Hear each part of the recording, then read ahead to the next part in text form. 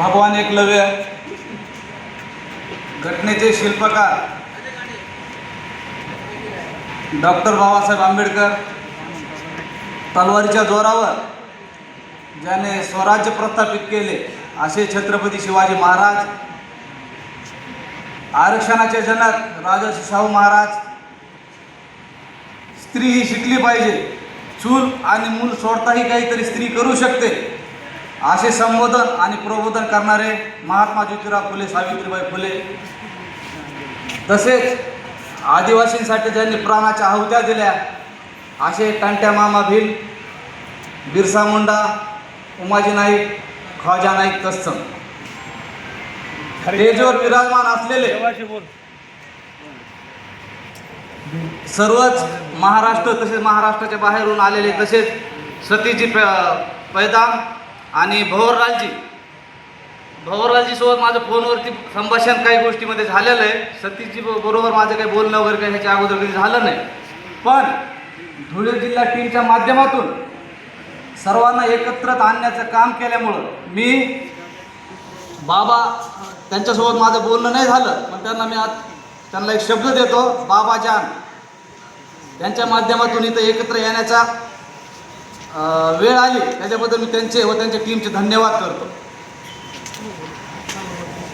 या ठिकाणी मी कोणत्याही संघटनेचा पदाधिकारी, आता बऱ्यापैकी काही संभ्रम आहेत, बऱ्यापैकी काही लोकांना असं वाटतं की सतीजींचं नाव टाकलं बिरसा ब्रिगेड म्हणून, भवरलालजीचं नाव टाकलं काहीतरी म्हणून, पण इथं येण्याचं कारण मला वाटतं प्रत्येकाने, इथं जो समाज आलेला आपला भिल्ल समाज, त्यांनी एक विचार करावा की हे आदिवासी समाजाच्या रक्षणासाठी हे स्टेजवरती विराजमान झालेले लोक आहेत, दुसरं काहीच कारण नाही. लेबल लावण्याची गरज नाही. मी या कार्यक्रमाला शक्य तेवढं मी कधीही ज्या ठिकाणी आदिवासी सगळे एकत्र येत असतील त्या स्टेजवर जातो. मी कधीही फक्त जातीचे म्हणून या किंवा संघटनेचे म्हणून या असं नाही. या ठिकाणी मी जे बाबाजी आहेत, देवा सोनवणे, पवनजी आहेत, सिंदखेड्याचे आपले दीपकजी आहेर आहेत, आत्ताच एक वक्ते बोलून गेले, ते बऱ्यापैकी सगळ्याचे नाव घेता येणार नाही, पण सगळ्यांचं काम चांगलं आहे. फक्त हार खुर्ची ही गोष्ट सोडली तर आदिवासी समाजाचा विकास होणार आहे, हे मला ह्या माध्यमातून तुम्हाला सांगायचं. आता बाकी आपले जे वक्ते त्यांना काही बाकीच्या गोष्टी म्हणजे हिंदी समजते जास्त, मराठीची अडचण येऊ शकते, भिलभाषेची अडचण येऊ शकते, पण मी एक गोष्ट म्हणजे हिंदी सुविचार सांगून माझ्या पुढील भाषणास सुरुवात करणार. जीवन जीना आसान नहीं होता, जीवन जीना आसान नहीं होता, बिना संघर्ष कोई महान नहीं होता. अरे सहने पड़ेंगे छन्नी और हथौड़े, आपले आदिवासी समाजाला सहने पड़ेंगे छन्नी और हथौड़े, ऐसे कोई पत्थर एकलव्य या बिरसा मुंडा नहीं होता. आता सगळ्यात महत्त्वाची गोष्ट, मी एक छोटीशी स्टोरी आपल्याला सांगणार आहे, कारण आता बोलता बोलता काही वक्त्यांनी सांगितलं की आपण समाजाने जागृत होण्याची गरज आहे. आजच्या काळात समाजाने जागृत होण्याची गरज नाही, कारण हर एक समाज एका नेत्यामुळे विखुरला गेलेला, वाटला गेलेला आहे. बरोबर आहे का नाही? नेत्यामुळं समाज वाटला गेला आहे. कोणत्याही समाजाचं कसं आहे, सूर्यकांत भाऊ तुम्ही उभा राहिले, आम्ही तुमच्या मागे. मग सूर्यकांत भाऊला जी अडचण आहे, सूर्यकांत भाऊ त्याची काढ्या लावी चालणार, हे आपल्याला इथं पाहिजे नाही. धुळे जिल्ह्याचं वातावरण असो, नाही तर महाराष्ट्राच्या प्रत्येक जिल्ह्याचं वातावरण असू द्या, प्रत्येक वातावरण हे नेत्यामुळं खराब झाले, समाजामुळं नाही. ही गोष्ट लक्षात आली पाहिजे. एका जंगलामध्ये 4 बैल होते, एक बाप 3 मुलं.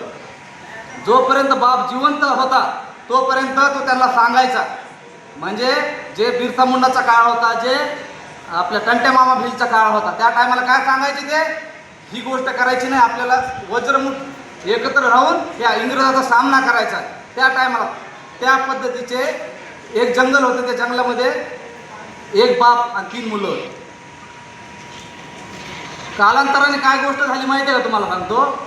बाप त्यांना शिकवायचा, ते एकत्र राहायचे, पण एक काळ असा झाला की बाप मेला. त्या भावाभावामध्ये वाद लागला, ही जागा माझी, ही जागा माझी, ही जागा माझी. दोघा भावाने जागा वाटून घेतल्या आणि तिसऱ्या भावाला काही हिस्साच दिला नाही. जसं आपल्यामध्ये वाद होतो ना, ही गल्ली माझी. ते म्हणतात ना, इलाका कुत्तो का होता है शेरो का नाही. अजून आपल्या बिलाला ते कळत नाही. आपल्या आदिवासी समाजाला समजलंच नाही त्या गोष्टी.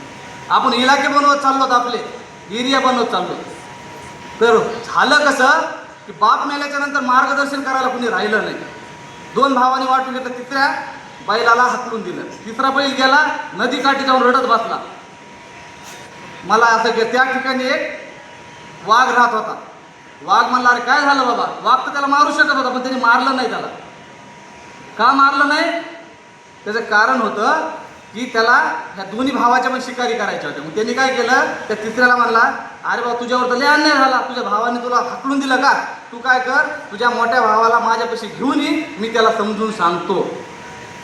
समजून सांगतो म्हणल्याच्या नंतर तो गेला भावापाशी. थोडे 1-2 दिवस चांगला रमला आणि नंतर मोठ्या भावाला म्हणला, चल आपण नदीपासून फिरून येऊ. मोठ्या भावाला वाटलं आता आपण गोड झालो. गेला त्याच्यासोबत. तो गेला आणि त्याला छोट्याला म्हणला, तू निघून जा.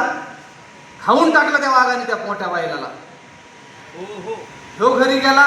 2-4 दिवस त्या भाऊ आला, तेव्हा मला तर माझी जागा भेटली ना, मला तर माझी हद्द भेटली ना, झाली चिंता नाही केली.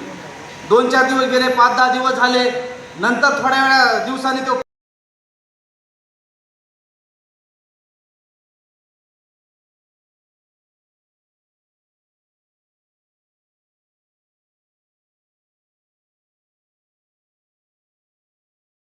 पण समजून सांगतो. 2 नंबरच्या भावाला पण नदीकडे घेऊन गेला आणि त्या वाघाने त्याला सुद्धा संपवून टाकलं.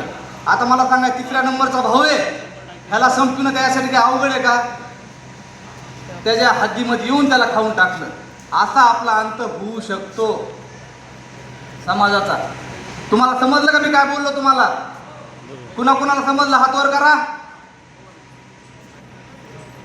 बऱ्यापैकी. आता सगळ्यात महत्त्वाचा मुद्दा कोणता येतो? तो आपल्या हिंदूपणाचा, की आदिवासी हा हिंदू आहे. आता मला तुम्हाला सांगायचं आहे, ठीक आहे, काही गोष्टीमध्ये मान्य पण केलं आम्ही हिंदू आहे. मग फक्त बोलता आता बऱ्यापैकी वक्त्यांनी सांगितलं की बाबा मणिपूरचा काही किस्सा झाला, काही महाराष्ट्रामध्ये काही गोष्टी होत्या, आदिवासी महिलेवरती बलात्कार होतात. मग महाराष्ट्रातली एखादी अशी कोणती हिंदू संघटना आहे ती रस्त्यावर उतरून म्हणते आमच्या हिंदूवर अन्याय झाला. असं कधी घडलंय का? मग फक्त जनगणनेपुरताच आपण हिंदू म्हणून का साबित केलं जातं आपल्याला? त्याचं कारण आपल्याला लक्षात आलं पाहिजे. बरोबर आहे का नाही? हीच गोष्ट आपल्यामध्ये कमी आहे. ज्या टायमाला एखादी गोष्ट मान्य करायची का, तर त्या टायमाला 2 ते 4 आवाज येतात. त्याच्यामुळं जसं बोलताना एक वक्त्यांनी सांगितलं, 9.5 लाख लोकांपैकी या ठिकाणी फक्त हजाराच्या कमीत कमी 500,000 लोक जमलेले. हे मला तुम्हाला सांगायचं. दुसरा महत्त्वाचा मुद्दा, 15 ऑगस्ट 1947ला भारताला स्वातंत्र्य मिळालं, बरोबर. मग त्या टायमाला दलित समाज आणि आदिवासी समाज याला पण सोबतच हे मिळालं ना, स्वातंत्र्य मिळालं ना. मग आत्ताच्या घडीला दलित समाज कोणत्या ठिकाणी आहे आणि आदिवासी समाज कोणत्या ठिकाणी आहे? कारण डॉक्टर बाबासाहेब आंबेडकरने काय सांगितलं होतं, जो शिकेल तो टिकेल. जो शिक्षण हे वाघिणीचं असं दूध आहे, जो पेन तो गुरगुरल्याशिवाय राहणार नाही. आपण पुढे गुरगुरतो घेतल्यावर. ह्या टायमाला ना, त्या टायमाला गुरगुरतो. कुणावर गुरगुरतो? आपल्या समाजावर. बाहेर कुणासोबत जर टक्कर घ्यायची म्हणलं तर आपण कमजोर पडतो. त्याचं कारण काय? शिक्षण, संविधानाची माहिती, या गोष्टीमुळं आपण कमजोर पडतो. ह्या गोष्टी सुद्धा शिकण्याची सगळ्यात महत्त्वाची गोष्ट आहे. आणि सगळ्यात महत्त्वाची गोष्ट माझ्यापेक्षा सतीशजी चांगल्या पद्धतीने तुम्हाला सांगू शकते. जर मी या ठिकाणी बसलेल्यापैकी कुणाला पण जर विचारलं आताच्या घडीला, काय विचारलं, बाबा तुम्ही वनवासी आहेत ना, तुम्ही वनवासी आहेत ना, उभा राहा ना 2 मिनिटं. तुम्ही उभा राहा. तुम्ही तुम्ही वनवासी आहेत ना? कसं काय वनवासी आहेत का तुम्ही?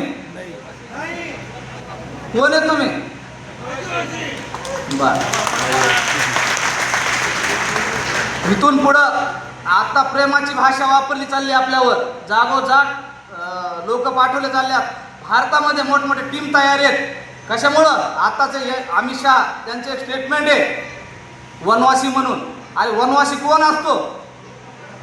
वनवासी म्हटलं ज्या टायमाला त्या रामाला 14 वर्ष वनात जायची वेळ आली, तो राजाचा मुलगा होता, तो वनात जाऊन 100 वर्ष जरी राहिला, त्याला वनवासी म्हणलं जातं. अरे आदिवासी तर तुमचा बाप आहे, तो वनवासी कसं काय होऊ शकतो?